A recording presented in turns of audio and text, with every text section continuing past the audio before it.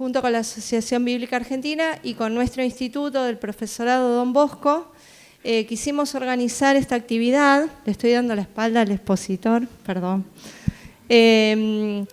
Como para, tener un momento de reflexión que pueda servir a la actividad de alimentación y de retroalimentación, que pueda servir a la actividad pastoral, a la catequesis y a las distintas formas de la pastoral que vivimos y circulamos en la diócesis, especialmente en la diócesis de Buenos Aires, pero también hay personas de diócesis vecinas.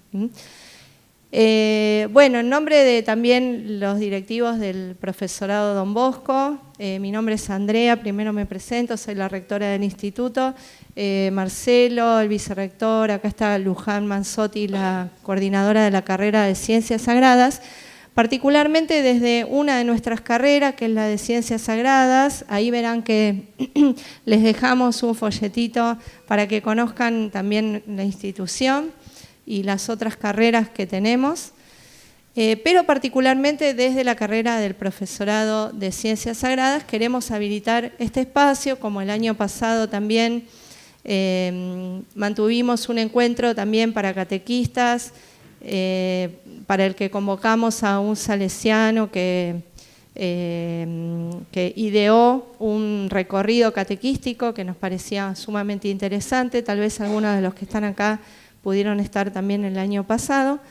Y este año en particular, durante el Jubileo de la Esperanza, convocamos en el marco de otras actividades a Juan Alberto Casas Ramírez, colega de la República de Colombia, hermana república, al que le damos una inmensa bienvenida. Estamos muy contentos y contentas de que esté acá con nosotros, se lo hemos tratado de expresar de distintas formas. Y les prometemos, porque lo conocemos de otras instancias, que van a disfrutar de este momento. También sepan que va a estar abierto el diálogo, o sea, pueden hacer preguntas, pueden compartir distintas resonancias que quieran con libertad compartir. Juan Alberto es doctor en teología por la Universidad Pontificia Javeriana de Bogotá, Colombia, y es docente sobre todo de materias de Nuevo Testamento, ¿verdad? De evangelios sinópticos, de Juan, apocalíptica, lectura contextual de la Biblia latinoamericana, ¿no? Así que sabemos que con todo ese bagaje y con toda su experiencia, que seguramente va a poder también compartir, nos va a nutrir en este momento. Así que nuevamente bienvenidos y bienvenidas a todos. Disfrutemos de este rato.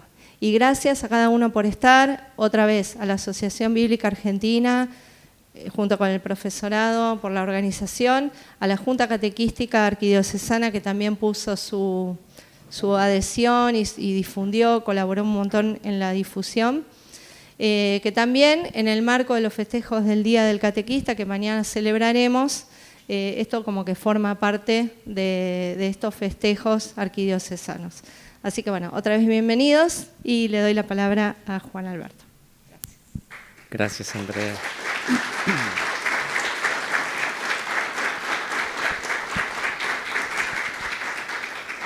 Muy buenas tardes. De verdad que me siento muy contento, muy agradecido por esta invitación. La idea es que podamos conversar, dialogar en torno a la palabra plasmada en la Escritura. Cuando me hicieron inicialmente la invitación, la idea era compartir en torno y a propósito precisamente del Jubileo de la Esperanza. Y entonces yo dije, perfecto, qué bueno para poder hablar del Apocalipsis. Y entonces uno se puede preguntar, ¿cómo así? ¿Cómo uno une esperanza con Apocalipsis? Cuando la idea en muchos ámbitos es que se menciona la palabra Apocalipsis y vienen imaginarios, destrucción, calamidad, el fin del mundo, que anticristo, que cosas rarísimas. Y bueno, pues qué mejor oportunidad también para depurar un poco esos imaginarios que tenemos sobre el Apocalipsis, porque si hay un libro que aborda la esperanza, es el Apocalipsis. Y no solamente una esperanza en un sentido pasivo, es decir, de cruzarme de brazos esperando a ver Dios cómo soluciona la realidad, sino también cada uno de nosotros cómo somos invitados a poner nuestro granito de arena para soñar esa nueva creación, ese mundo donde reina la justicia. Y creo que precisamente es muy oportuno en este contexto, no solo de Jubileo de la Esperanza, sino también donde a nivel social, político, económico, cultural, a veces hay desesperanza y hay situaciones que pueden generar esa desesperanza. Simplemente enumero algunas que ustedes pueden ver también aquí en la imagen: restricción económica, empobrecimiento generalizado, reducción de ingreso de los jubilados, represiones violentas, criminalización de las protestas, desfinanciamiento para acciones y organizaciones que trabajan con la niñez, con adultos mayores, con personas en condición de discapacidad, negacionismo, extractivismo, una minería que arrasa con la casa común, deforestación y en medio del mundo guerra, hambre, personas que mueren y a veces la reacción es la indiferencia, y la lista podría continuar y continuar. Y viendo esa lista uno dice, ¿y cómo esperar? ¿Cómo generar esperanza en medio de una situación así? Parece que estuviéramos más cerca del Apocalipsis como lo pintan que como realmente podemos entenderlo. Miren, les comparto algo que me sucedió en alguna ocasión acompañando grupos de jóvenes en bachillerato. Era uno de los últimos años y se me acerca una niña y me dice: profe, yo ya estoy resignada a que cuando yo crezca mi país no va a conocer la paz, allá en Colombia, donde tenemos tanto problema de violencia. Estoy resignada a crecer en un país donde nunca haya paz. Mira, me dijo eso y fue como un dardo en el corazón. Yo dije, fracasé como profesor. Fracasé como profesor, hasta aquí llegué. Porque algo que yo tengo la convicción es que si hay algo que podemos ofrecer como educadores, como catequistas, es esperanza. Y que estamos llamados a formar en la esperanza, a que nuestros estudiantes no estén resignados a crecer en el mundo que les tocó, sino que puedan ellos mismos construir un mejor mundo, un mundo diferente, un mundo justo, un mundo donde no haya violencia. Y creo que la educación está llamada a apostar en ese sentido, educar en la esperanza. A veces enfocamos en algunas apuestas formativas, educamos para que la persona como individuo tenga éxito, sea profesional, tenga casa, carro, beca, fama, etcétera, pero podemos caer en la tentación de reducirlo a una formación del individuo, pero que no esté pensando en los otros. Creo que aquí es muy interesante ser capaz de pensar no solo en qué voy a hacer yo, sino qué podemos hacer como comunidad, como sociedad, como país, pensando entre unos y otros precisamente para esa comunidad. El Apocalipsis va en esa línea y por esa razón quiero proponerles que hagamos un recorrido precisamente por uno de los pasajes del Apocalipsis. En este caso corresponde a una de las secciones. El Apocalipsis es riquísimo, tiene varias secciones que se van a llamar septenarios, donde vamos a encontrar series de 7, el número 7 va a ser muy importante aquí. 7 significa plenitud, ¿sí? Algunas veces uno escucha perfección, no necesariamente perfección, ¿sí? Porque ustedes se van a encontrar en el capítulo 12, hay un dragón que tiene 7 cabezas y persigue a una mujer y ese es el signo del mal, 7 cabezas es la plenitud del mal. Entonces no necesariamente es algo muy perfecto, es lo contrario, son las antípodas. Aquí 7 es plenitud y uno de esos elementos o de esas secciones se llaman aquí el septenario de los sellos. Realmente empieza desde el capítulo 4, con dos visiones, una en el capítulo 4, otra en el capítulo 5, y a medida que avanza desde el capítulo 6 se va mostrando cómo el Cordero, quien es el centro del Apocalipsis, un Cordero que está, y esto es muy interesante, así se describe en el capítulo 5, un Cordero que está como degollado, pero de pie. Hay una realidad de muerte, pero al mismo tiempo realidad de vida y de resurrección. El Cordero como degollado, pero que está de pie, empieza a romper cada uno de los sellos. Y a medida que va rompiendo los sellos de ese rollo que puede ser el rollo de la historia, el rollo de la vida, a medida que va rompiendo cada uno de los sellos van sucediendo cosas, ¿sí? En principio es una invitación a leer la historia con los ojos del Cordero, con los ojos del Cordero. Esto es algo que hemos aprendido de la filosofía. Dicen los filósofos que cuando nos aproximamos a la realidad o a la historia o a los textos, siempre lo hacemos a través de unos filtros. Esos filtros pueden ser nuestros prejuicios, nuestras precomprensiones, nuestros preconceptos, y esos filtros condicionan el modo como nos acercamos a la realidad. Aquí la invitación del Apocalipsis es a leer la realidad con unos filtros particulares, a leerla con los ojos del Cordero que está degollado pero que está de pie. Leerla con los ojos de Jesús. ¿Cómo es que Jesús leería nuestra historia? ¿Cómo Jesús leería nuestra realidad? Y es un Jesús, insisto, representado por la realidad de la Pascua, donde hay muerte pero también hay vida. Y en esa realidad de la Pascua es también la invitación a leer la historia a través de los ojos de los degollados y las degolladas de la historia, es decir, de las víctimas. En el Cordero están presentes las víctimas de la historia. Entonces, tradicionalmente cuando se dice que la historia se hace desde los vencedores, el Apocalipsis va a invitar a leer la historia desde los vencidos, desde las víctimas, desde las víctimas. Y por eso en muchos casos podemos encontrar gritos de las víctimas pidiendo justicia y hasta venganza. Claro, para quien ha pasado por una situación terrible, pues todo estos sentimientos pues van a ser parte de su experiencia profunda y es importante escucharla. Como el tiempo es tan cortico, quisiera hacer énfasis en uno de los sellos en particular. Y es el sexto sello que encontramos a partir del capítulo 6. ¿Cómo es la organización en general de los sellos y cómo se van a encontrar otros septenarios a la luz del Apocalipsis? Algo muy interesante, y esto es también un llamado de atención, cuando leemos el Apocalipsis ponemos el énfasis a veces en nuestra lectura en esas secciones que hablan de destrucción, de muerte y de violencia, cuando por lo general son las más cortas y de las que menos extensión desarrolla el Apocalipsis. Por ejemplo, en el septenario de los sellos, los 4 primeros sellos que se desarrollan a partir del capítulo 6, ¿sí? Los 4 primeros sellos son los 4 jinetes del Apocalipsis.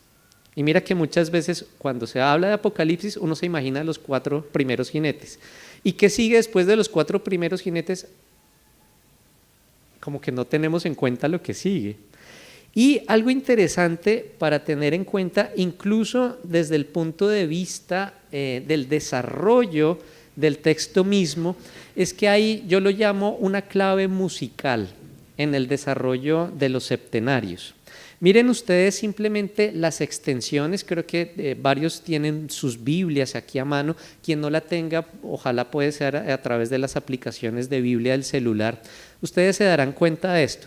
Por ejemplo, el septenario de sellos que inicia con el capítulo 6 muestra los 4 primeros sellos, que son en este caso los 4 jinetes. Miren ustedes la extensión de los mismos. El primer jinete, 2 versículos. Segundo jinete, versos 3 a 4, 2 versículos. Tercer jinete, 5, 6, 2 versículos. Cuarto jinete, 7 y 8. Son rápidos, son muy cortos. Los 4 jinetes es rapidísimo. En cambio, cuando ustedes llegan al quinto mira, versos del 9 al 11, se extendió un poquito más. El sexto, verso 12 hasta el capítulo 7, verso 17.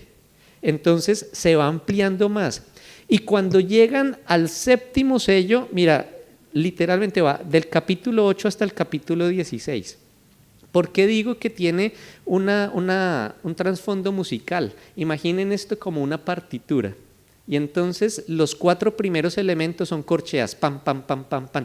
Después tenemos negra, pam. Después tenemos una blanca, pam. Y a medida que va avanzando se forma una, yo creo que más que una redonda, una cuadrada, algo así, ¿sí? Algo interesante también para enmarcar mejor la comprensión que tenemos aquí, no es que un septenario esté después de otro. Esto es interesante en el Apocalipsis porque no es lineal, así como uno encuentra una narración común y corriente donde es fácil identificar inicio, nudo y desenlace. El Apocalipsis no fue escrito de manera lineal, sino que vamos a encontrar una especie de espiral, ¿sí? Y vamos a encontrar que hay narraciones dentro de otras. Entonces, cuando ustedes llegan al séptimo sello del Apocalipsis, dentro del séptimo sello van a encontrar el siguiente septenario, que es el septenario de trompetas. Entonces no es que se termina un septenario y empieza otro, sino que un septenario está dentro de otro. No sé si ustedes han visto las matriuscas rusas, así es el Apocalipsis. Una muñeca dentro de otra, un septenario dentro de otro. Insisto, la lógica narrativa no es lineal, sino en espiral. Y entonces llegan al siguiente septenario que está dentro del séptimo sello, y allá en el septenario de trompetas, mira que sigue el mismo patrón narrativo. Los primeros 4 elementos, es decir, las 4 primeras trompetas son rápidas. Un versículo, primera trompeta, 8 el segundo, 2 versículos, tercero 2 versículos, el cuarto 2 versículos, el quinto, capítulo 9, verso 1 al 12, se va extendiendo. Yo quisiera imaginar una sinfonía, digamos, esto musicalmente esto suena, el Apocalipsis no fue escrito simplemente para ser leído. El Apocalipsis tiene que verse, oírse, olerse. Ustedes van a encontrar un juego, los sentidos, el Apocalipsis juega con los sentidos. Ustedes van a escuchar sonidos de trompetas, voces como truenos, van a oler a incienso o azufre, van a probar libros, a jugar con el tacto. El Apocalipsis juega con los sentidos, hace parte del género apocalíptico que se extiende, parece ser desde el siglo III, algunos autores dicen desde el siglo IV antes de Cristo, hasta el siglo I después de Cristo, y vamos a tener otras obras de apocalíptica incluso más tardías. Pero todo esto hace parte de ese género. Todo esto hace parte de ese género. Juega con la imaginación, la simbólica y sobre todo con referencias al Antiguo Testamento. Algo que yo explico en mis clases de Apocalipsis. Una de las razones por las cuales no entendemos el Apocalipsis es porque no entendemos la piedra roseta del Apocalipsis. Cuando yo digo piedra roseta, estoy pensando en la historia de la interpretación de los jeroglíficos egipcios. Recuerden ustedes que al inicio no se entendía qué querían decir los jeroglíficos hasta que en la localidad de Rosetta, en Egipto, fue encontrada esta piedra que tenía unas inscripciones en 3 lenguas. Estaban los jeroglíficos, estaba el demótico, que es una versión del copto antiguo, y estaba el griego. Y es gracias a esas 3 lenguas que por fin se pudieron interpretar los jeroglíficos. En el caso del Apocalipsis, la piedra roseta del Apocalipsis se llama Antiguo Testamento. Antiguo Testamento. Si a veces tenemos problemas para identificar la simbólica del Apocalipsis, es de pronto porque nos falta estudiar, comprender un poco más el Antiguo Testamento. Ningún otro texto del Nuevo Testamento tiene tantas alusiones y referencias al Antiguo como el Apocalipsis. Todo el tiempo. Entonces aquí es importante también jugar, movernos entre antiguo y nuevo para entender mejor la lógica del Apocalipsis. Y entonces volvemos aquí a este esquema. Llegan ustedes al último elemento, a la séptima trompeta. ¿Y qué hay dentro de la séptima trompeta? ¿Qué se va a desarrollar aquí? El septenario de copas. El septenario de copas. Entonces, el septenario de trompetas está dentro del septenario de sellos, es el séptimo sello, y el septenario de copas se desarrolla en la séptima trompeta. Así es como está obrando la lógica del Apocalipsis. Y tiene el mismo patrón. Los 4 primeros elementos rápidos, llegan al quinto, se extiende un poquito más y a medida que avanza se sigue extendiendo. Esto es profundamente musical. Yo quiero invitarles a que nos detengamos aquí solamente en el primer septenario, en el número 6. En el número 6. ¿Sí? Es decir, aquí vamos a suponer, ya hemos escuchado los 4 jinetes, pero es rápido. Insisto con esto, la destrucción es lo que se describe del mal y que es una denuncia de la realidad de muerte del Imperio Romano. Es algo que es fuerte, pero es pasajero. Es rápido. Lo que viene a continuación, allá es donde vamos a encontrar el énfasis dramático y narrativo del Apocalipsis. ¿Qué es lo que lo antecede para entender mejor el contexto del sexto sello? ¿Qué le antecede? ¿Qué vamos a encontrar antes del sexto sello? En el quinto sello, que a mí me parece de los textos más fuertes del Apocalipsis, de hecho escribí hace unos años un estudio sobre esto, es la oración de los mártires. Se dice que en el santuario del cielo, debajo del altar, está la sangre, las vidas de los degollados. Y las vidas de los degollados están allá clamando lo siguiente. Bueno, aquí se desconfiguró un poco, pero alcanzamos a leer bien. Esto lo están diciendo ellos. Dice: ¿hasta cuándo, dueño santo y veraz, vas a estar sin hacer justicia y sin tomar venganza por nuestra sangre de los habitantes de la tierra? Es muy fuerte, pero es el clamor de las víctimas, el clamor de las víctimas de todos los tiempos. ¿Hasta cuándo? ¿Hasta cuándo? Y a lo largo de la Sagrada Escritura vamos a escuchar que la sangre se personifica y la sangre clama, desde la sangre de Abel. La sangre, dice el Señor a Caín, la sangre de tu hermano está clamando al cielo desde la tierra por mí. ¿Sí? La sangre clama. Y aquí llegamos desde el Génesis hasta el último libro de la Escritura y seguimos escuchando que las víctimas están clamando, están pidiendo justicia. Lo fuerte aquí en el quinto sello es la respuesta también que se les da a ellos. Fuerte el clamor, fuerte también la respuesta. ¿Qué se va a responder allá? Precisamente en el desarrollo del capítulo 6. Los que han sido degollados reciben vestidos blancos como probable señal de que participarán en el banquete de bodas del Cordero, pero se les dice adicional que tienen que seguir esperando porque todavía se va a derramar más sangre.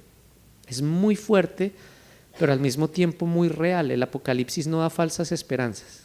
No alimenta falsas esperanzas, está diciendo todavía se va a derramar más sangre, muy fuerte, y se sigue derramando, Esto es lo que va a anteceder el sexto sello. Entonces de aquí pasamos al sexto sello.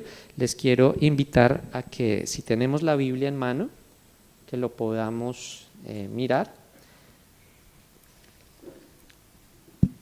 Lo encontramos capítulo 6, verso 12 y siguientes. Dice así: cuando se abrió el sexto sello, vi que sobrevino un violento terremoto. El sol se volvió negro como ropa de luto. La luna tomó el color de sangre. Las estrellas cayeron del cielo a la tierra como caen los higos verdes de la higuera sacudida por el huracán. El cielo se retiró como un rollo que se enrolla y todas las montañas e islas se desplazaron de sus puestos. Los reyes del mundo, los nobles y los generales, los ricos y poderosos, los esclavos y los hombres libres se escondieron en grutas y cuevas de montes y decían a los montes y peñascos: caigan sobre nosotros y ocúltenos de la mirada de aquel que se sienta en el trono y de la ira del Cordero, porque ha llegado el día solemne de su ira, ¿y quién podrá resistir? Hasta ahí la primera parte de este sello. Miremos, desmenucemos lo que estamos encontrando aquí. Miren ustedes que se describe en primer lugar una serie de signos cósmicos, de signos en la naturaleza, muy parecida a la descripción que van a encontrar en el Evangelio según Mateo, en el contexto de lo que se llama el discurso escatológico de Jesús, donde se habla los signos de la venida del Hijo del Hombre o del Hijo del Ser Humano.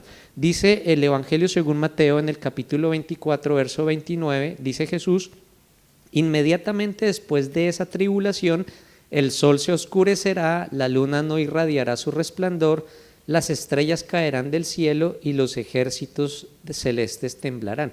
Es muy interesante porque incluso el orden es casi el mismo. El orden de los acontecimientos es casi el mismo. Cuando leemos esto de manera literal, de ahí vienen problemas. Ahí vienen problemas. Es que todo lo que está pasando, mire por allá que el eclipse, que no. Vamos a tratar de entender mejor esto. Miren algo, para empezar, el orden en el que se está narrando esto, y no solo el orden, sino el número de los eventos. Vamos a encontrar aquí 1, terremoto; 2, el sol que se oscurece; 3, la luna como sangre; 4, las estrellas que caen del cielo; 5, el cielo se retira como un libro que se enrolla. Aquí esta es una evocación a Isaías. Isaías, cuando narra la llegada del día del Señor, va a mostrar precisamente esto. Y en el sexto elemento es una vina, podríamos decir 6 más 1, porque encontramos una pareja de realidades en las que acontece este acontecimiento. Entonces, los montes y las islas son removidos de sus asientos. Cuando uno mira el modo como en el pueblo de Israel, en el mundo de la Biblia se representa el cosmos, imaginen ustedes a partir del primer relato de la creación del Génesis, hay aguas arriba, hay aguas abajo, están separadas por lo que se llama la bóveda celeste. En las aguas de abajo ustedes encuentran que están las columnas que sostienen la tierra, y esas columnas son las islas y los montes, de acuerdo con los salmos. Las islas y los montes. Si se remueven las islas y los montes, se está cayendo todo el sistema. Ahora, todas estas lecturas que tenemos aquí, empezando por el sol que se oscurece, ustedes lo van a encontrar en el Antiguo Testamento, particularmente en el libro de Joel, haciendo referencia a la llegada del día del Señor. Ya vamos a mirar qué es eso de la llegada del día del Señor. Pero el sol que se oscurece y la luna como sangre es un signo de la llegada del día del Señor, ¿sí? Entonces tenemos 6 elementos más 1 cósmicos. Lo interesante aquí es que a continuación se van a narrar 6 acontecimientos a nivel humano o a nivel de la vida social, ¿sí? Mientras que hay 6 aquí, va a haber 6 más 1 aquí. Es importante que tengamos en cuenta la correspondencia. Hay una reacción de los injustos. Lo vamos a encontrar, lo acabamos de leer, del verso 15 al verso 17. ¿Y quiénes son esos que están reaccionando? Los reyes de la tierra, los magnates, piensen ustedes en los banqueros de ese momento, los tribunos, quienes ejercen justicia, los ricos, los poderosos y todos, termina diciendo todos. Y en ese todos aparece una vina, así como apareció la vina aquí entre las islas y las montañas, todos. ¿Y quiénes son todos? Esclavos o libres. Aquí es muy importante que tengamos en cuenta esa relación, yo lo llamo aquí un paralelismo, entre los eventos del cosmos y los eventos sociales. Porque el Apocalipsis está mostrando algo, que hay una relación directa entre lo que pasa en el cosmos y lo que pasa a nivel social. Es decir, esto que se está describiendo en primer lugar dentro de los signos cósmicos, si lo leemos solo, podemos interpretar, es que es un castigo que viene del cielo. Pero si lo leemos a la luz de esto que está pasando socialmente, lo que estamos encontrando es que lo uno está interconectado con lo otro. Me explico. Lo que nosotros nos hacemos a nosotros mismos, entre nosotros mismos como humanidad, no solo nos afecta a nosotros, afecta a toda la realidad, afecta al cosmos entero. Si hay una realidad cósmica que está sufriendo y se está desestabilizando, es porque a nivel social algo también se está desestabilizando. Mira lo que Francisco proponía cuando hablaba de la ecología integral. ¿Sí? No es que el mundo de la naturaleza esté a un lado y el mundo social esté en otro, sino que realmente hay una problemática en la que hay una interconexión. Lo que nos hacemos entre nosotros no solo nos afecta a nosotros, también afecta al resto del cosmos, a la naturaleza misma. Aquí ya empezamos a entender algo. Ahora, miren ustedes algo muy interesante frente a el orden en el que se describe los grupos sociales. Los reyes, los magnates, los tribunos, los ricos, los poderosos, libres, esclavos. Imaginen que frente a ese listado descendente yo pongo un triángulo y queda una pirámide. ¿Qué es simplemente lo que está mostrando el orden de la descripción?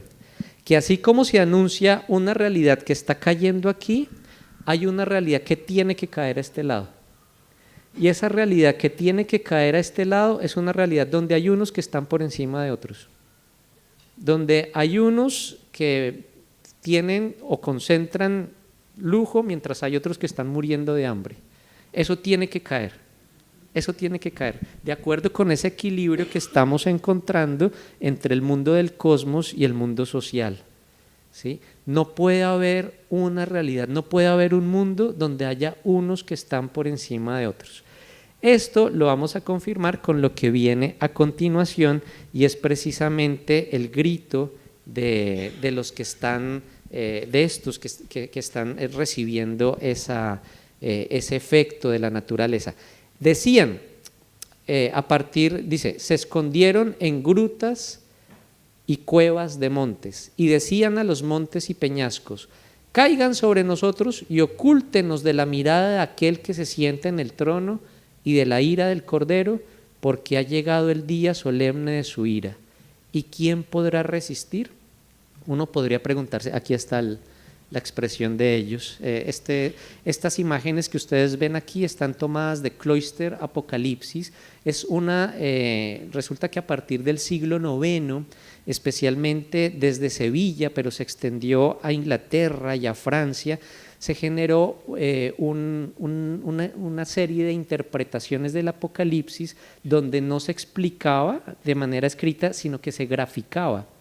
Y este género se llamaban los Beatos, en honor al primer monje de Sevilla que se llamaba el Beato de Liébana, que fue el primero que empezó a hacer estas ilustraciones del Apocalipsis casi que versículo por versículo. Cloister Apocalipsis es del siglo XIV, el Beato de Liébana es del siglo IX. Y aquí tenemos esa representación donde, insisto, se hace una exégesis del texto visual, iconográfica, porque el principio aquí, lo que les digo, el Apocalipsis no se hizo para ser leído. El Apocalipsis tiene que ser visto, tiene uno que meterse con todos los sentidos en él. Y entonces aquí desde Cloister se está mostrando a estos personajes que se esconden en las cuevas, que se esconden en las grutas y empiezan a gritar, ¿sí? Caigan sobre nosotros y ocúltenos, caigan sobre nosotros. Esa expresión, caed sobre nosotros y ocultadnos, ustedes lo ven aquí, está tomada inicialmente de Oseas en el capítulo 10, verso 8. Miremos el texto de Oseas, lo que está diciendo, y es en el contexto de la llegada del día del Señor. Dice así Oseas, capítulo 10, verso 8.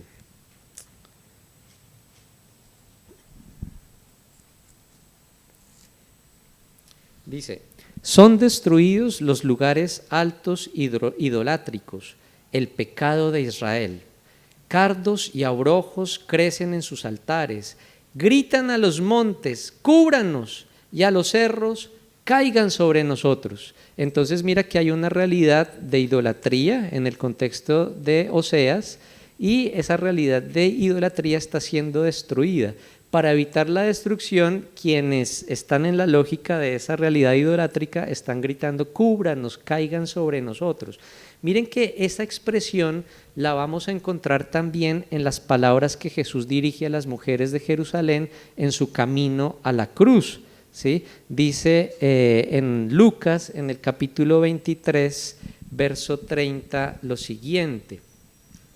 Le dice Jesús a las mujeres: entonces se pondrán a decir a los montes, caigan sobre nosotros, y a las colinas, sepúltenos, porque si así tratan al árbol verde, ¿qué no harán con el seco? Curioso, en Oseas esa expresión describe la llegada del día del Señor que llega a acabar con la idolatría. En Lucas esa expresión está relacionada con el día de la crucifixión de Jesús, donde más adelante se va a decir que el sol se oscureció en la cruz. Mira, eventos apocalípticos que tenemos aquí. Pero quiero que nos centremos en esto del gran día, el gran día de la cólera. ¿Qué es eso del gran día de la cólera? ¿Ha llegado el gran día de su cólera? ¿Quién se podrá sostener? Pues bien, para entender esto del gran día de la cólera de Dios, es importante que miremos los textos del Antiguo Testamento que hacen referencia al tiempo en el que Dios actúa, pero también al tiempo en el que Dios exige que su pueblo practique la justicia. Y va a estar relacionado con tres grandes momentos. Uno se va a llamar el Shabbat, el sábado. Del sábado vamos a pasar al año sabático, y del año sabático vamos a pasar al año jubilar. Pero ¿cómo se entiende el año jubilar? Estamos en un año jubilar. ¿Cómo se entiende el año jubilar? Se entiende el año jubilar si empezamos a entender qué significa el sábado. ¿Qué significa el sábado? ¿Sí? Mira que lo uno va a conducir al otro. Los textos sobre el sábado ustedes los pueden encontrar aquí, precisamente Éxodo 34, 21, 23, 12, 28 al 11, Deuteronomio 5 del 12 al 15. Se inscriben en primera vez en el Decálogo, tanto la versión del Éxodo como el Deuteronomio. Es uno de los mandamientos centrales referidos a la divinidad y lo que la divinidad pide para su pueblo. Aquí estoy teniendo la referencia del Éxodo, de la versión del Éxodo. Recuerda el día sábado para santificarlo. 6 días trabajarás y harás todos tus trabajos, pero el día séptimo es el día de descanso para el Señor tu Dios. No harás ningún trabajo, ni tú, ni tu hijo, ni tu hija, ni tu siervo, ni tu sierva, ni tu ganado, ni el forastero que habita en tu ciudad, pues en 6 días hizo el Señor el cielo y la tierra, el mar y todo cuanto contiene. ¿Sí? Esto es muy interesante porque en un mundo que es esencialmente desigual, como lo es el mundo de la antigüedad, donde el que nace libre muere libre y el que nace esclavo muere esclavo, así como, perdonen la expresión, pero es que en el mundo de la antigüedad se entiende así casi que naturalizado, como el que nace perrito muere perrito y no muere gato, ¿sí? La desigualdad es natural en la antigüedad. En un mundo que es esencialmente desigual, el sábado va a ser profundamente revolucionario, porque vamos a tener un día en el que todo el mundo va a ser igual. Todos van a ser iguales. Y van a ser iguales porque van a hacer exactamente lo mismo. Nada. La no actividad va a romper la desigualdad. Y van a entrar en el ámbito de lo divino, haciendo, desde esta versión del texto del sábado, haciendo exactamente lo mismo que Dios hizo el séptimo día de la creación, descansar. Esto es muy interesante porque desde esta lógica se da culto a la divinidad, no yendo al culto, sino actuando como la divinidad actúa, descansando. Es muy interesante el contraste frente al cristianismo, por ejemplo, en la comprensión del domingo. Por ejemplo, en el domingo se descansa para ir al culto. En cambio, en el judaísmo, el sábado se da culto descansando. ¿Sí? El mismo hecho de descansar ya es participación de la vida de Dios. Pero es muy interesante quiénes son los que descansan. No solo el padre de familia. Tienen que descansar todos los que están en su casa, sin importar género, sin importar nada. Mira, descansarás. No harás ningún trabajo, ni tú, ni tu hijo, ni tu hija, ni tu siervo. En un mundo donde los esclavos tienen que trabajar todo el tiempo, el siervo también tiene que descansar. Ni tu sierva, no hay distinción aquí de género para nada, ni tu ganado. Mira que aquí la perspectiva incluso ecológica tiene un lugar importante. Los animales también deben descansar. Los animales, ni tu ganado, ni el forastero, ¿sí? No solo el que hace parte de la misma fe, también el forastero, el que está en la tierra habitándola, que habita tu ciudad. Y viene la definición. El sábado es un día de liberación, es un día de libertad, es el día en el que se rompe cualquier desigualdad. Es una revolución social lo que tenemos aquí en sábado. Es profundamente revolucionario lo que tenemos aquí. De aquí se va a pasar a lo que se va a llamar el año sabático. Y entonces de la celebración del Shabbat semanal se va a pasar a la celebración del Shabbat anual, que es cada 7 años, de acuerdo con esta comprensión. Cada 7 años. Vamos a encontrar varias expresiones de año sabático. Yo aquí solamente quiero retomar 2. Una que está en Éxodo 23, del 10 al 11, y la otra 21, del 1 al 11. Dice Éxodo 23, 6 años sembrarás tu tierra y recogerás su producto. Al 7º la dejarás descansar. Esto es bellísimo, porque mira que se está personificando la tierra. La tierra no es un algo para ser explotado. La tierra es un alguien a quien hay que cuidar también, a quien hay que cuidar. La tierra tiene que descansar. Al 7º la dejarás descansar y no la cultivarás para que coman los pobres de tu pueblo. Más adelante, cuando pasemos al Deuteronomio, nos vamos a dar cuenta que uno de los mandatos es que no debe haber pobres en Israel. No debe haber pobres. Pero si llegara a haber, también tiene que ser liberación para ellos. Y entonces la tierra no se cultiva, lo que produzca tiene que ser para todos, porque se debe garantizar lo necesario para que todos tengan vida, el mínimo vital. Coman los pobres de tu pueblo y lo que quede lo comerán los animales del campo. Los animales también, incluso el fruto de las cosechas, los animales también. Harás lo mismo con tu viña y tu olivar. Mira que de los productos más costosos, lo que tiene la élite de la población, están precisamente pues, el fruto de la vid y el fruto de los olivos, el vino, el aceite, todo. Aquí no se hace discriminación, solamente un producto en particular, todo tiene que ser dado, mostrando la gratuidad de la divinidad que da lo necesario para todas sus criaturas. Y en 21 del 1 al 11, cuando compres un esclavo, servirá 6 años, el 7º quedará libre sin pagar rescate. Entonces se habla aquí incluso de la libertad de los esclavos. Mira, en una sociedad en la cual en principio la tierra no se puede ni comprar ni vender, porque la tierra le pertenece a Dios. Pero hay muchos que ante situaciones, una guerra, una sequía, pues no pudieron cosechar lo necesario, se endeudaron, ¿sí? Se endeudaron para poder comprar su alimento. Al no poder pagar la deuda, muchas veces no solo se perdió la tierra, también se perdió la libertad. Y entonces quien se endeuda y no puede pagar, se tiene que convertir en esclavo de otro, de su acreedor, para poder pagar con su trabajo aquello en lo que ha quedado endeudado. Pues lo que se está diciendo para el año sabático es, mira, 7 años, no más. Eso no puede durar más, solamente 7 años. Terminado los 7 años, la persona tiene que quedar liberada. Así no haya terminado de pagar la deuda, tiene que liberarse. Lo que está en juego es la justicia, lo que está en juego es la libertad. De aquí se va a pasar a la comprensión del año jubilar. Algunos se preguntan, bueno, ¿qué puede estar detrás de este paso del sabático al jubilar? Y algunos llegan a decir, ¿será que eso del año sabático realmente se realizó alguna vez en la historia? ¿Será que eso que suena también se realizó?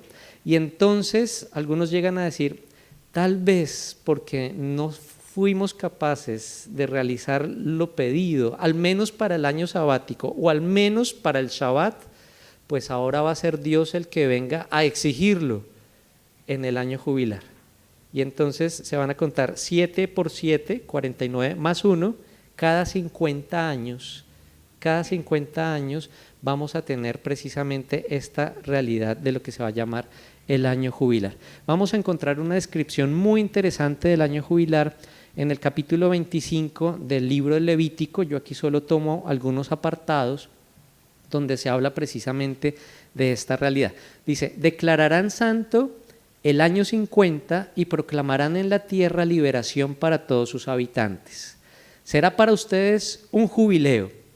La palabra jubileo viene de Yobel.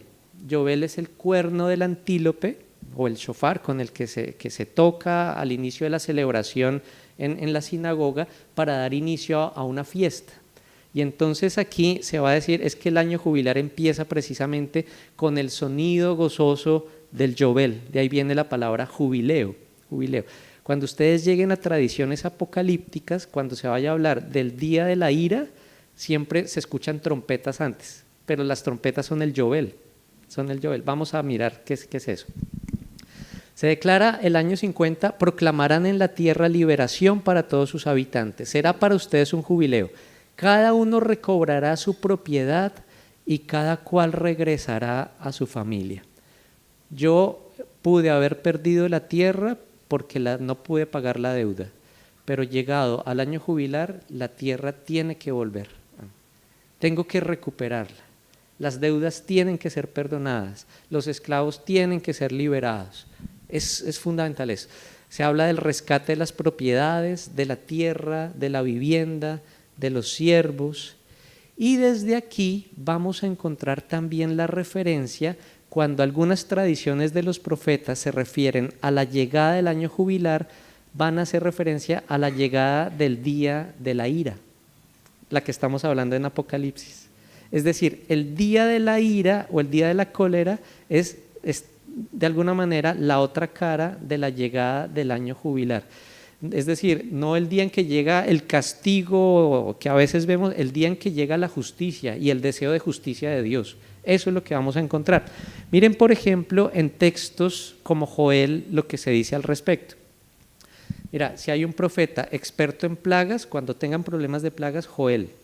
Y si hay un profeta experto en el día de la ira, Joel. Joel es magnífico. Uno no entiende el libro del Apocalipsis si no tiene o al Éxodo o a Joel también a la mano, ¿sí? Dice, el Señor alza la voz, estoy leyendo Joel 2:11. El Señor alza la voz delante de su ejército, son innumerables sus campamentos, son fuertes los que cumplen sus órdenes. Grande y terrible es el día del Señor. ¿Quién lo resistirá? La misma expresión de los personajes allá en el sexto sello. ¿Quién lo resistirá? Grande y terrible es el día del Señor. ¿Quién lo resistirá? Es una referencia a la llegada del día jubilar. Cuando Jesús, en el texto de Lucas, en el capítulo 4, se dice allá que toma el rollo de Isaías, Jesús, ¿qué es lo que lee? El Espíritu del Señor está sobre mí porque el Señor me ha ungido, me ha enviado para dar una buena noticia a los que sufren, para vendar los corazones desgarrados, para proclamar la liberación a los cautivos y a los prisioneros de libertad, para proclamar el año de gracia del Señor. Algo que Jesús no lee en la versión de Lucas, pero que aparece inmediatamente después de esto en Isaías, es el día de la venganza de Dios. El día de la venganza de Dios. E inmediatamente después que dice, en que consolará a los que sufren. ¿Recuerdan que hay unos que están pidiendo venganza en el Apocalipsis? ¿Hasta cuándo, Señor, vas a estar sin hacer venganza? Aquí se está describiendo en qué consiste la venganza. La venganza de Dios, Dios es un Dios vengativo, profundamente vengativo. ¿Cuál es la venganza de Dios? Consolar a los que están sufriendo. Esa es su venganza. Esa es su venganza. Y esa venganza se realiza el día del Señor. El día del Señor. Esa es su venganza, esa es su ira. La ira del Señor implica consolar a los que sufren, enjugar las lágrimas de los que están sufriendo. Ahí está la ira, ahí está la ira. Entonces, con todo esto, volvamos a nuestro relato, con todo esto que hemos visto. Creo que ya estamos empezando a captar mejor por qué se están escondiendo estos personajes. No se están escondiendo porque hay un terremoto. No se están escondiendo porque el sol se volvió negro o la luna se tiñe de sangre o las estrellas están cayendo o las islas y los montes se están removiendo. Se están escondiendo porque llegó el día de la cólera del Señor. ¿Y qué va a venir el Señor? Les va a pedir, hagan justicia, hagan justicia. Es decir, se están escondiendo porque tal vez se están resistiendo a hacer justicia. Porque les va a pedir acabar con una situación donde hay unos que nadan en la abundancia y en la riqueza y otros que no tienen nada. Les va a pedir acabar con la situación donde hay unos que se están muriendo de hambre, donde hay unos que permanecen endeudados y esclavizados por sus deudas. Mira, yo me pregunto, por ejemplo, un dueño de un banco cuando lee esto, ¿cuál será la reacción? Mira, porque esto es muy fuerte, uno lo entiende, en el Evangelio según Mateo, en la versión del Padre Nuestro, se dice perdona nuestras deudas, como nosotros perdonamos, ¿sí? Perdona nuestras deudas. En la versión que tenemos en la liturgia en castellano decimos perdona nuestras ofensas, pero a mí me llama mucho la atención la versión que tenemos en el Evangelio, porque mira, es más fácil perdonar una ofensa que perdonar una deuda. Una ofensa se perdona, una deuda, incluso hasta los intereses tienen que pagarse, ¿sí? Las deudas casi no se perdonan. Aquí se les están pidiendo perdonar las deudas. La ira del Señor tiene que ver incluso con esa dimensión social, política y económica. No puede haber vida en abundancia en todo el sentido de la palabra mientras hayan personas esclavizadas por una deuda, por ejemplo, esclavizadas por la injusticia. Pues ahí ya entendemos por qué es que están gritando de esta manera. Caigan sobre nosotros y ocúltenos. Prefieren que se caiga el mundo encima a tener que hacer justicia, a tener que perdonar una deuda, a perder un centavo, a que se desmorone esa idea donde hay unos que están por encima de otros. Caigan sobre nosotros y ocúltenos de la vista del que está sentado en el trono, porque ha llegado el gran día de su cólera, ¿y quién podrá sostenerse? ¿Y quién podrá sostenerse? Pues bien, el año jubilar es el día de la cólera y tenemos que mostrar esa cólera. Digamos, si le creemos al año jubilar, tenemos que mostrar cómo uno muestra la cólera, precisamente soñando en esta realidad donde no simplemente gana el que tiene más grito y más fuerza y oprime más, sino que también se puede soñar en una realidad donde hay un trato diferente entre nosotros, donde podemos pensar, como lo decía al inicio, en una creación diferente, una nueva Jerusalén, donde seamos iguales y tengamos un trato libre y justo entre todos y todas. Parece ser que ahí es donde podemos encontrar precisamente esta realidad. Si ustedes siguen leyendo lo que corresponde al sexto sello, vamos a encontrar dos escenas adicionales. Una que va del capítulo 7, versos 1 al 17, y que corresponde a una disposición previa a lo que vendrá en la tierra, versos del 1 al 8, es el primer cuadro, y el segundo cuadro es una liturgia celestial que es bellísima, es preparatoria, que va del verso 9 al verso 17, y que vamos a encontrar ahí.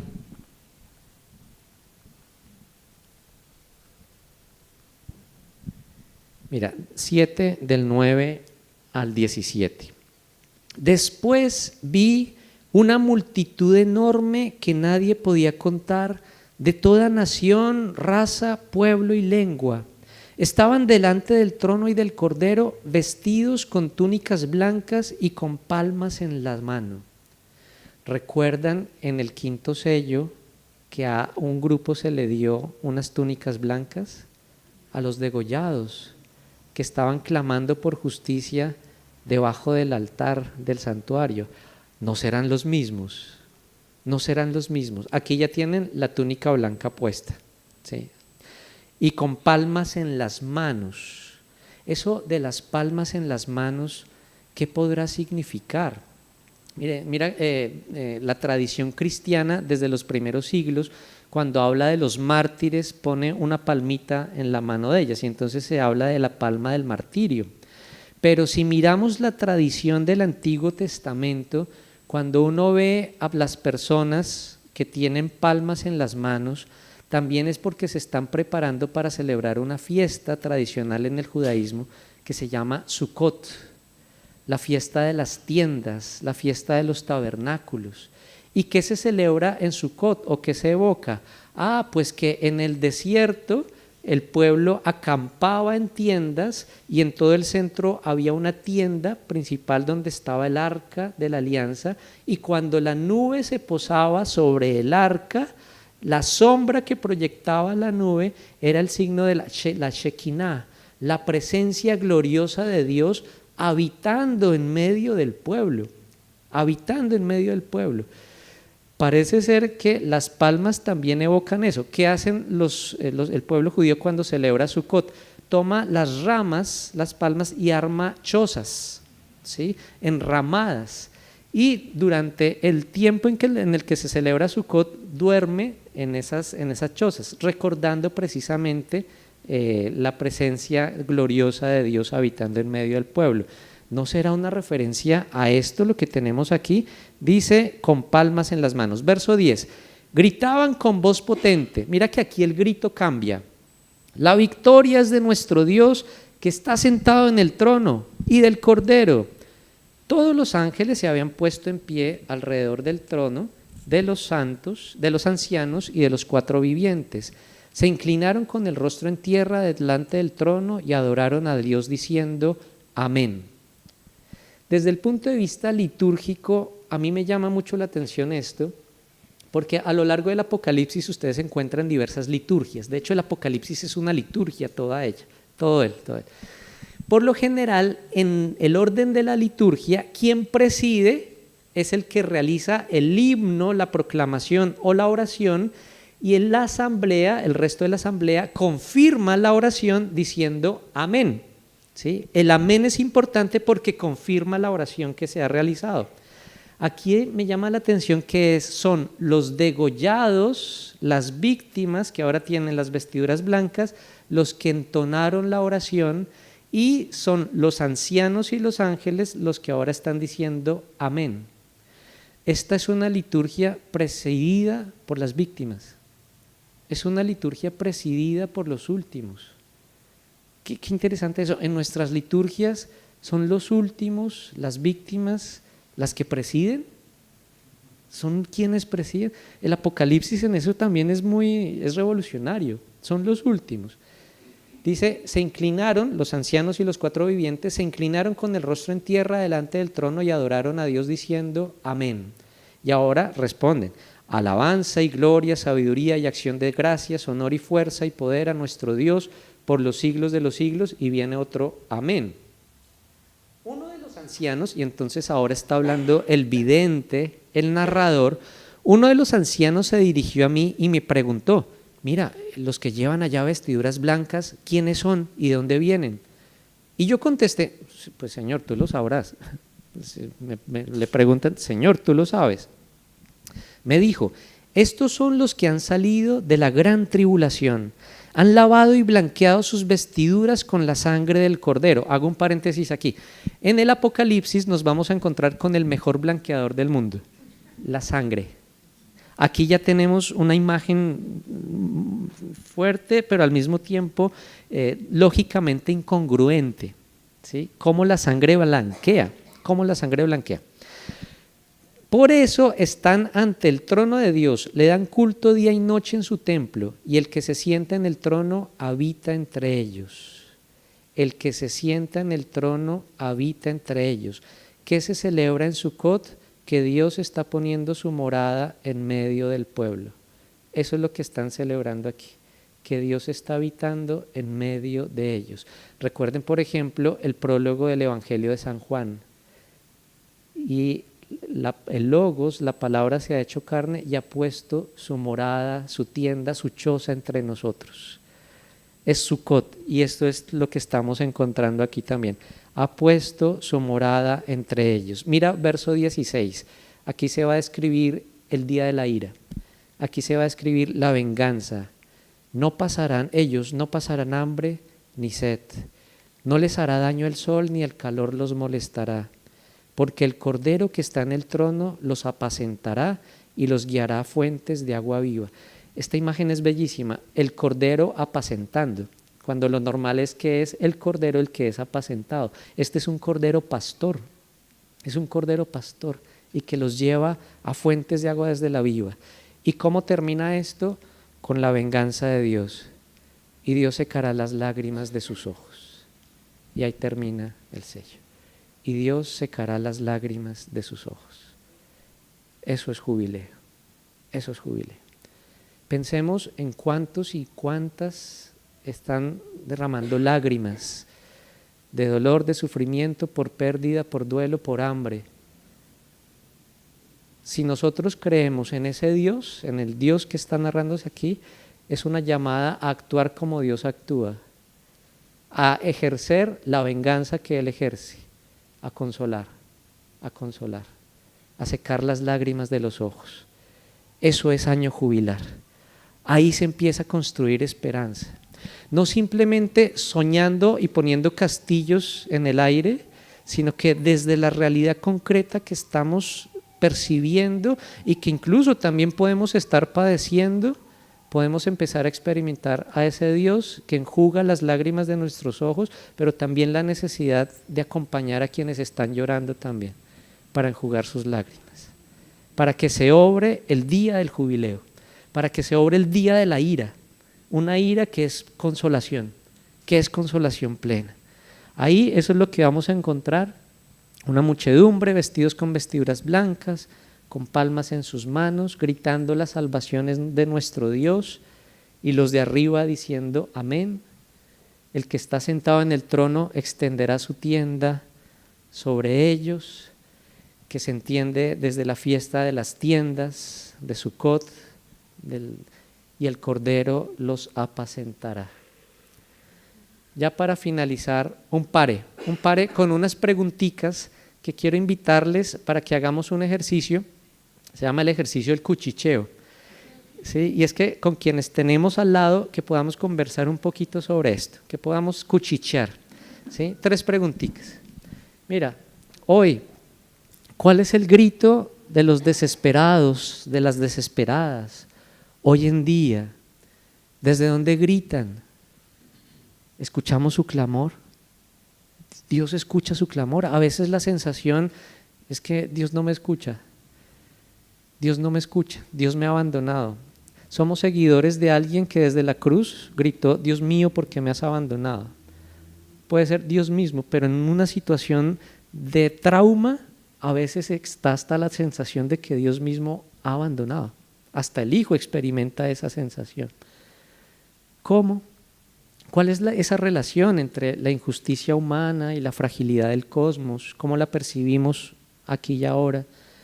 Y bueno, ¿y cómo estamos anunciando y haciendo presente la esperanza en el año jubilar? Vamos a conversar 3 minuticos con quienes tengamos al lado sobre alguna de estas preguntas, algo que nos esté tocando el corazón, que nos haya llamado la atención. Hagamos cuchicheo para conversar sobre esto.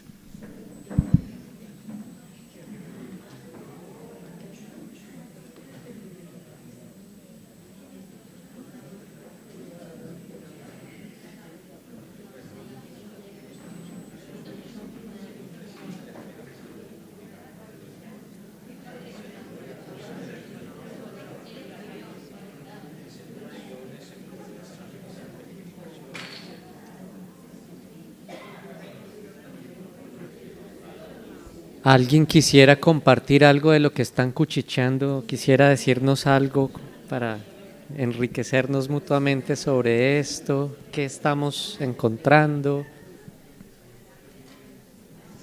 Por aquí, como que, a ver si alcanzan. Lo que estamos conversando, humildemente lo que estamos conversando con Eugenia, es cuál es el grito de los desesperados hoy en día. Bueno, uno prende la televisión, mira los noticieros. En este momento a nosotros nos pareció que los desesperados son las víctimas de las guerras, todo lo que estamos viendo en la Franja de Gaza, las guerras, los terremotos, todos los desastres ecológicos. Esas serían los desesperados, que uno los ve, también los niños que quedan solos, que se murieron los padres. Yo lo veo en Instagram, hay una página de los niñitos que quedaron solos, ahí tiraditos, o sea, eso son para mí, para nosotras es el grito de los desesperados. Y gritan desde la total, como dice la palabra, desesperación y soledad, y sin esperanza de ser escuchados a veces. Y pensamos que sí, que Dios, obviamente la fe que nos sostiene es que Dios escucha su clamor, pero no sabemos cómo lo está escuchando o cómo será lo que va a suceder. Eso con respecto a la pregunta A. Gracias. Perdón.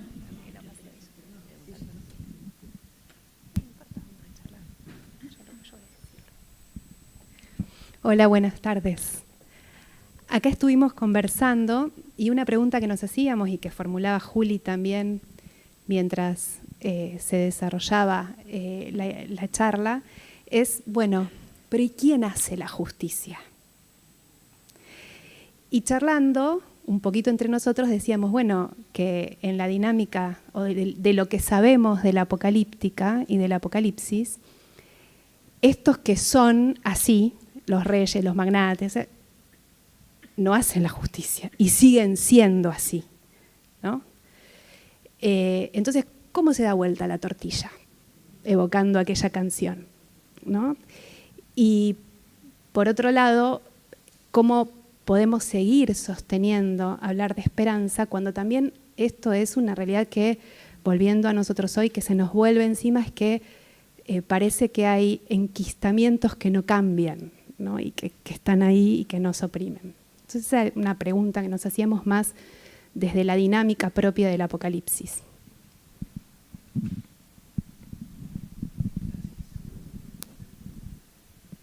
Como retomando lo que acaban de comentar, hay gritos que están siendo escuchados, pero también hay realidad de impotencia. ¿Qué podemos hacer cuando parece ser que el mal nos está desbordando? Creo que el primer paso es precisamente, y tiene que ver con esto, la capacidad de escuchar, de palpar, de sentir, de acuerpar la realidad. Porque uno de los grandes problemas, el primero se llama la indiferencia. La indiferencia no escucha, pero es el primer paso. De ahí se conduce a lo que se va a llamar la compasión. En el segundo paso, lo que está en juego es el talante de la fe. ¿Sí? ¿Cuál es el Dios en el que yo creo y si estoy dispuesto a actuar como ese Dios actúa? De lo contrario, mi fe como que puede ser más nominal. Les comparto algo que me sucedió hace ya muchos años. Invitamos a la comunidad judía de Bogotá a celebrar, a explicarnos cómo era la celebración del Pesaj, de la Pascua, y entonces celebramos allá los estudiantes de teología con ellos, cuando alguien por ahí de los estudiantes de teología le hizo la pregunta al rabino, ¿y por qué ustedes no creen que Jesús es el Mesías? Porque según Isaías, entonces él era el siervo sufriente y todo esto. Jesús es el Mesías, ustedes tienen que creer que Jesús es el Mesías. Y la respuesta del rabino me pareció fulminante. Él nos dice, la pregunta no es si nosotros creemos que Jesús es el Mesías.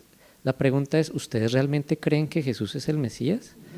Porque si realmente creyeran que Jesús era el Mesías, ustedes no permitirían la violencia que los está rodeando, ni la corrupción, ni la injusticia. ¿Ustedes sí creen que Jesús es el Mesías? Ya con eso, mira, lo que está en juego es el talante de nuestra fe, del creer. Y vuelvo a lo que les comentaba al inicio sobre esta experiencia de esta niña que me decía, estoy resignada a crecer en un país que no conozca la paz. Mira, puede sonar muy ingenuo de mi parte, pero yo creo que empezando por los ámbitos formativos y educación podemos hacer mucho. Puede que no se vea, como la semillita que al interior de la tierra ahí va germinando, pero no se ve. Pero creo que creo que aquí hay catequistas, hay profesores, es creer en lo que hacemos. Por ahí también, bueno, el Apocalipsis presenta más, incluso resistencia de pararse y gritar, como lo están haciendo aquí. Es que si hay hermanos que están sufriendo, no son solo ellos los que tienen que estar gritando, es que yo tengo que gritar con ellos para que su clamor sea escuchado como tal. Pero creo que algo en medio de esto, porque la pregunta es muy interesante, en el pensamiento apocalíptico la idea es que Dios mismo lo hace, es Dios el que directamente lo hace y el ser humano de alguna manera observa. Pero en la comprensión actual del Apocalipsis no podemos reducirnos simplemente a esta realidad pasiva. El Apocalipsis invita a uno de los términos que más aparece en algunas traducciones es la paciencia. ¿Sí? Tengan la paciencia, pero cuando miramos el contexto en griego, la paciencia, el sentido de la paciencia es más resistencia. No es la actitud pasiva del que recibe el golpe y pégueme más duro, sino el que resiste. ¿Y por qué me pegas? ¿Y por qué me pegas? El que resiste de otra manera. Qué interesante. Pero bueno, escuchemos más cuchicheos, por favor.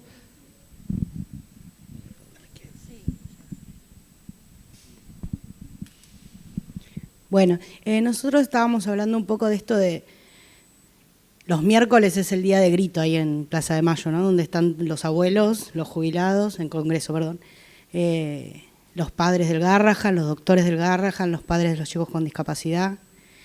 Cuando está la pregunta si Dios escucha, yo en chiste digo, bueno, capaz necesita audífono, ¿no? Pero en forma de chiste, porque me parece que Dios escucha es si nosotros escuchamos, ver en ese Dios que está ahí hablando, porque digo, los que tenemos que escuchar somos nosotros y vamos a hacer esa herramienta de Dios para construir una justicia y un lugar distinto.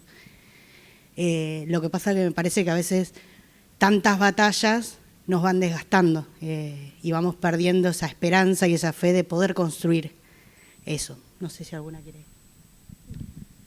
Sí, yo creo que es esto de la frustración, ¿no? De hasta dónde puedo hacer yo también, más que ir a pararnos un rato en la calle, acompañar, y lo vivimos todos los días y nos encontramos con mucha gente que es un paredón que aunque le grites en la cara no se inmuta, y eso cansa, también frustra, esto, ¿no? Te contagia esa desesperanza que uno quiere abatir, ¿no? Uno no quiere vivir en la desesperanza y lucha por eso, pero te termina como tirando, pero sí coincidíamos en esto de que tal vez no hay que irnos muy lejos para escuchar los gritos.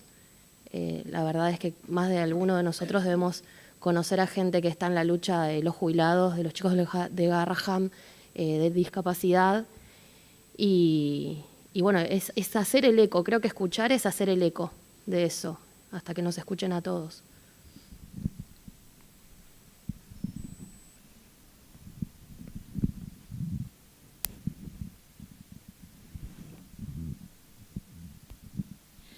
Bueno, yo me hago esta pregunta, ¿no? Si Dios parece sordo, ciego y mudo, y se supone que Él vino para salvarnos, ¿no? Mi pregunta a veces que me hago es, ¿y para qué lo sigo? Si terminó como terminó. En una cruz clavado, lleno de dolor, con tanto problema. ¿Qué es lo que nos vino a traer? Eso fue una pregunta que alguien me hizo también y me impactó mucho. ¿Por qué lo sigo? Y entonces me lo pregunto, ¿y por qué lo sigo? Si lo veo en la cruz y lo único que me expresa es dolor. Y de las cosas que uno escucha es dolor.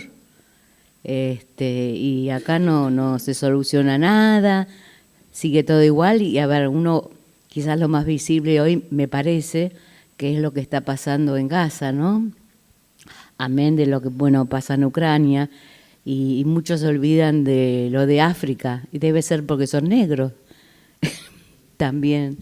Y yo creo que, bueno, en esa pregunta que tantas veces me hice, ¿por qué lo sigo?, hay algo donde, bueno, quizás la experiencia de uno vio que es lo único en la que uno, a la larga, encuentra la verdadera salvación, ¿no? Y el consuelo interior. Ahora es, ¿cómo se lo transmito al otro? ¿Qué hago yo? Porque yo puedo escuchar muchas cosas, puedo leer mucho el Apocalipsis, toda la Biblia, la puedo saber de memoria, pero ¿qué hago yo para el otro? ¿Cómo? Y porque también me pasa la desesperanza y la frustración y todo ese tipo de cosas.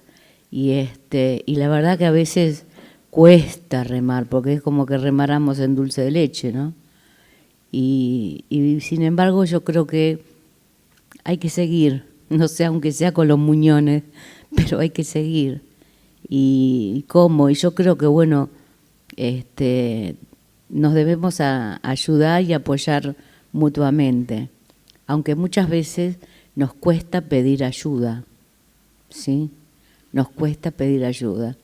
Entonces creo que también se hace difícil el ser sincero para ayudar al otro. Pero bueno, quizás son preguntas que me hago yo.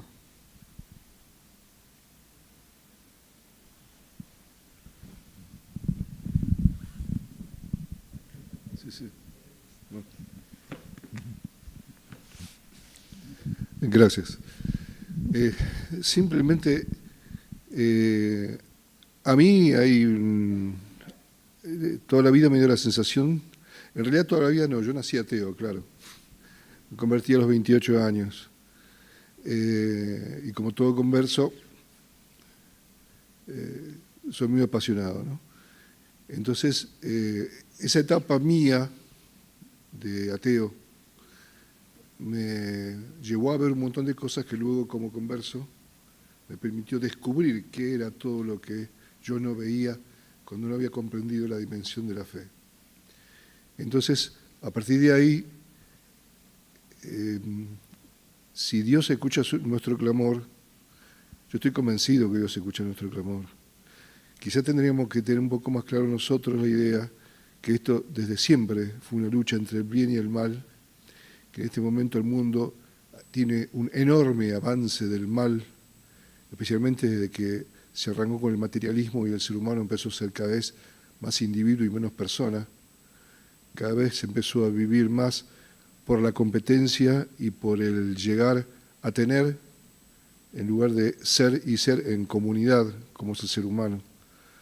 Al punto de que nosotros hablamos de sociedad, cuando la sociedad es un conjunto de personas que se juntan por intereses comunes, cuando nosotros en realidad somos comunidad, que es conjunto de personas que se unen en función de valores, en función de pasado, presente y futuro. Creo que en la Biblia, o especialmente en el Evangelio, Jesús jamás habla de sociedad, siempre se habla de comunidad, por algo es. Entonces, no cabe duda que Dios nos dejó todo servido como para que nos realizáramos en plenitud, que en un momento dado, cuando la cosa ya se desbandaba, casi parecía que irremediablemente, se jugó y vino, se presentó entre nosotros, se mostró cómo era y además quedó reflejada la reacción del ser humano sobre la persona de Dios en la tierra cuando terminó, como decía recién, crucificándolo, ¿no es cierto? Pero lo que pasa es que nosotros quizás tendríamos que vivir no en clave de Jueves Santo y Viernes Santo, sino en clave de Domingo de Gloria, que ese es el mensaje verdadero de Dios. Y si tenemos la imagen de Jesús redimido, no por todo lo que padeció en la cruz, sino porque a pesar de eso siguió amando y nos mostró cómo es el amor, cuando nos dice, ámense como yo los he amado.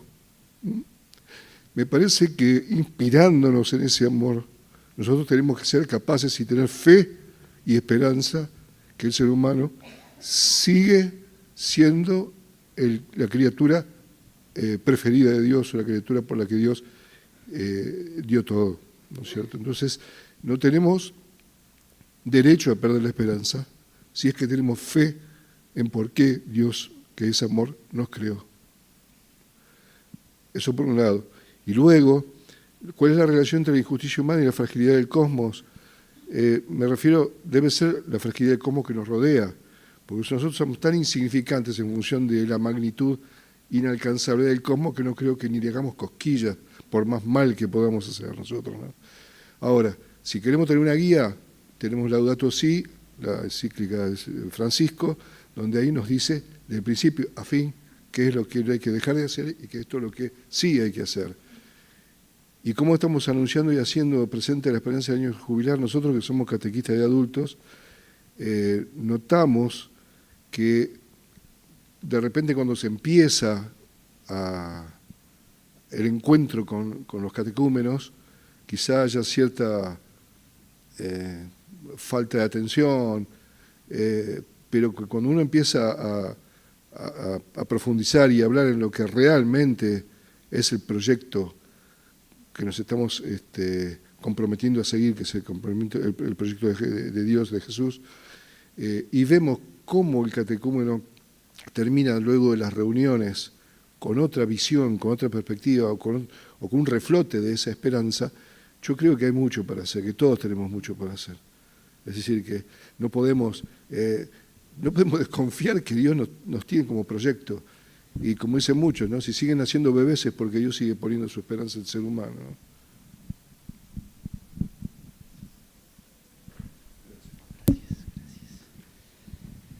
Mira que este sentimiento, no sé si también se ha experimentado, decías ahora, a veces puede haber frustración, que se grita y no se sabe si hay eco, si hay resonancia y se encuentra en la pared, o será que estoy siguiendo a alguien que murió crucificado, ¿cómo es eso de que sigo?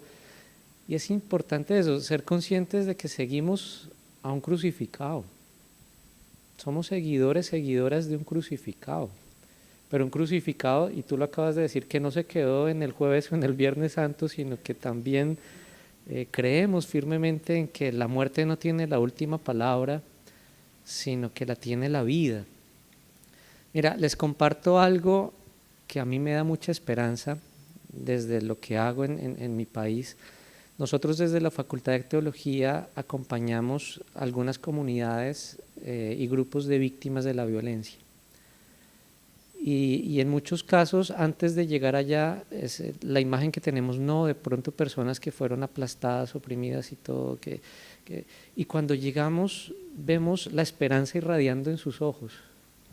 Han pasado por situaciones escabrosas, espantosas, madres que ven morir a sus hijos, niños que vieron a sus papás como los acababan, etcétera. Y uno dice, allá no puede haber más vida. Son futuros frustrados, proyectos de vida acabados. Pero cuando uno ve la realidad de ellos, queremos que nuestra voz se siga escuchando para que se haga memoria. La memoria llega a ser fundamental para la construcción de la verdad y de la justicia. Y quieren mantener la memoria de los hechos, pero no se quedan allá en los hechos del pasado, sino que sueñan con una realidad que es posible construir entre todos. A mí me llama mucho la atención cómo esa esperanza surge desde allá y contagia. La esperanza se contagia. La esperanza se contagia. Así como la frustración es contagiosa, claro, y es evidente, es que no sabemos qué tanto gritamos y no pasa. La esperanza se contagia. Y en muchos de los casos, quienes somos creyentes, somos seguidores de un movimiento del cristianismo que surgió precisamente por una esperanza contagiosa. Y es el reconocer que la muerte no tiene la última, que la violencia no es lo último, que hay vida y se puede seguir trabajando por la vida. Por eso textos como estos se escriben, ¿sí?, para contagiar esperanza. Hay todavía una tarea enorme por hacer, pero también parte de esa tarea es reconocer que es posible, que se puede ver la vida con otra realidad. Una última intervención. Somos cristianos, la mayoría que estamos acá, yo también soy convertido. Pero más que cristianos creemos en el amor. Si el cristiano no cree en el amor y en la resurrección, está perdido. Y que somos cooperadores del milagro, entonces no hemos entendido lo que Jesús nos pidió. Voy a hablarle a los cristianos, porque en realidad me siento un ateo que cree, porque me da la libertad de amar a aquel que no cree y respetarlo, y no bajarle línea. Porque generalmente lo que hacemos es adoctrinar y querer convertir a nuestro camino y bajo nuestros parámetros de libertad al otro. Nosotros también votamos, nosotros también somos padres, nosotros también somos creadores de un mundo mejor desde que el niño nace, desde que el vecino está. Cuando no somos capaces de compartir el poco de azúcar, el cariño a un chico, la escucha a un abuelo, ayudarlo a cruzar una calle, estamos destruyendo una sociedad futura y sí repercute en el cosmos. Se desequilibra el planeta. Porque Jesús habló de la armonía, pero también habló de la tristeza. No es un Cristo que caminaba, un Jesús histórico que caminaba con todas las cosas hechas. Yo no creo en el Superman. No sirve. Un Dios aquel que no se encarnó, que no supo ver y vivir lo que era perder un amigo y llorar, como le pasó a Jesús sabiendo que la vida era eterna. ¿Qué esperanza tiene un anciano que diga cuál es la felicidad si yo estoy dejando atrás a un chico discapacitado? Ustedes que estábamos hablando del tema. Podemos ayudar también al vecino, a esa señora que no puede caminar. Es tan fácil y tan pequeño construir una sociedad más justa cuando se empieza de esos poquitos que podemos nosotros. Los políticos los ponemos nosotros.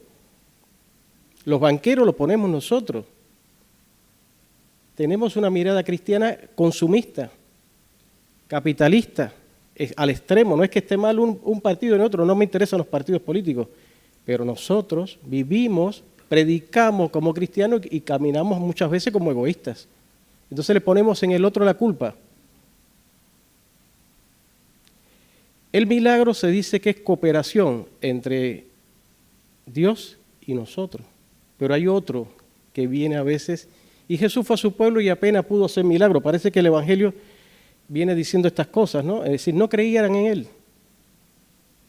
Nosotros a veces no creemos que somos cristianos como planteaban. Ser cristiano no es ir diciendo soy cristiano y soy mejor que otra religión. Es ser profundamente humano, y cuando somos profundamente humanos somos profundamente divinos. Porque esto es el ámbito de Dios también.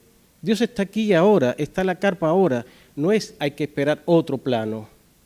Porque ¿dónde habitamos? Hay que leer a San Pablo. Vivimos, nos movemos y estamos en Él. Si no, ¿dónde vamos? A un infierno que no existe, porque entonces hay un Dios aberrado, enfermo, que castiga eternamente a sus hijos. Esa catequesis que siempre nos dieron. Un Dios castigador o un Dios que juega las lágrimas y nos acompaña a través del hombre que está al lado nuestro. Yo particularmente hablo de mi experiencia muchas veces, en muchos momentos, de gente, amigos, con millones de dólares, nunca ayudaron. Aparecieron personas que ni me conocían y abrieron sus brazos. Doy fe de eso. Entonces, eso transforma el mundo. ¿Cuál es el fin del mundo? El mío. Cuando muero, y yo tengo la certeza de que si hay un padre que ama, no es un padre enfermo que me tira en el tacho de basura. Entonces empecemos a construir con nuestro metro cuadrado. Y el mundo verá la esperanza, el mundo verá un camino, el mundo verá una Pascua, un puente, un paso. Porque entonces, ¿qué esperanza tiene el anciano, el discapacitado y los niños? Si nosotros no somos la esperanza del otro y el otro con nosotros. Los sanadores heridos. No esperemos que venga de otro lado, porque nosotros somos parte de Dios. Y lo dice San Pablo claramente, somos el cuerpo glorioso de Cristo. Estamos dentro del cuerpo de Cristo. Entonces pensemos como catequistas. Yo trabajé 19 años con Paulina, así que conozco mucho a muchas personas que han ido a buscar material de catequesis. Y a veces me asombra que perdamos la dimensión de la realidad cristiana. Tenemos que ser otro Cristo, no nos dé vergüenza eso.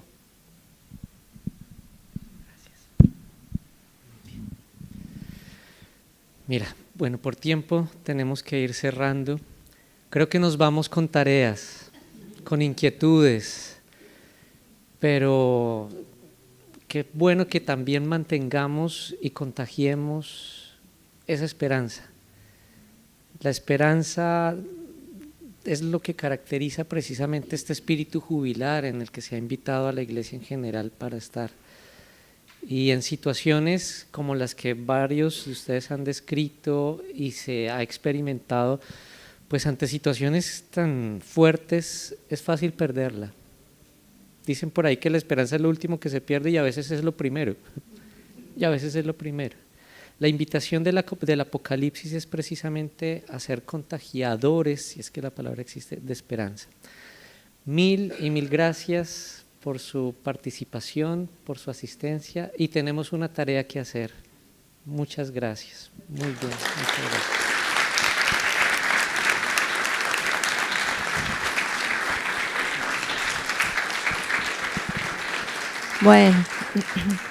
Bueno, vieron que les dije que nos iba a nutrir, ¿no? Nos vamos con mucho para pensar, para trabajar, para construir.